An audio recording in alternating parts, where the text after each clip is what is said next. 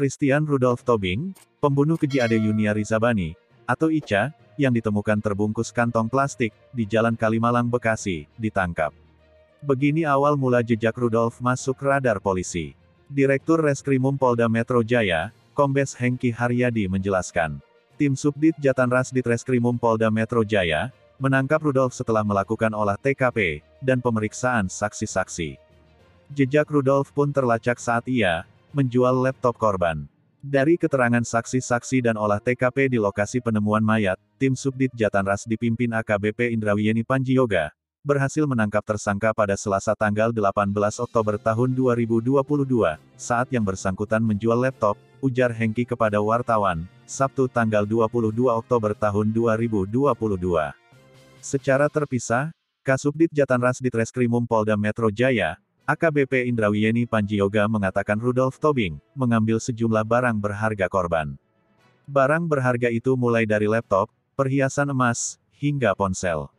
Jadi barang-barang milik korban, seperti laptop, ponsel, ATM, uang, perhiasan, emas diambil oleh tersangka, ujar Panji. Panji mengatakan, tersangka Rudolf Tobing menjual laptop korban. Tersangka Rudolf ditangkap ketika hendak menjual laptop Ica. Ditangkap di tempat gadai barang elektronik, di Pondok Gede, katanya. Polisi masih mendalami motif pembunuhan ini. Dalam pemeriksaan tersangka, Rudolf mengaku membunuh Ica karena dendam. Dari hasil pemeriksaan sementara, tersangka mengaku sakit hati. Tersangka menyimpan dendam, terkait masalah di sirkel pertemanan mereka, ujar Kombes Hengki Haryadi kepada wartawan, di Mapolda Metro Jaya, Jumat tanggal 21 Oktober tahun 2022. Meski begitu, Hengki mengatakan, tim penyidik Subdit Jatanras Ditreskrimum Polda Metro Jaya, masih melakukan pendalaman terhadap tersangka. Pasalnya, ada sejumlah barang milik korban yang hilang. Penyidik masih mendalami masalah motif ini, karena ada barang-barang korban yang hilang, ungkapnya. Lebih jauh, Hengki mengungkap hubungan korban dengan tersangka, tidak ada yang spesial. Mereka, kata Hengki, hanya sekadar teman biasa. Hanya pertemanan biasa, ujarnya. Tak hanya itu, polisi pun mengungkap fakta baru, terkait kasus pembunuhan ini. Ternyata selain Ica, Rudolf sudah menargetkan 2 teman baik di komunitasnya untuk dibunuh. Hengki Haryadi mengatakan Ica sebetulnya bukan target utama Rudolf untuk dibunuh. Rudolf awalnya menargetkan untuk membunuh teman pria, berinisial H dan S. Hengki menyampaikan, Rudolf, Ica, H, dan S sebetulnya berteman. Mereka tergabung dalam satu komunitas.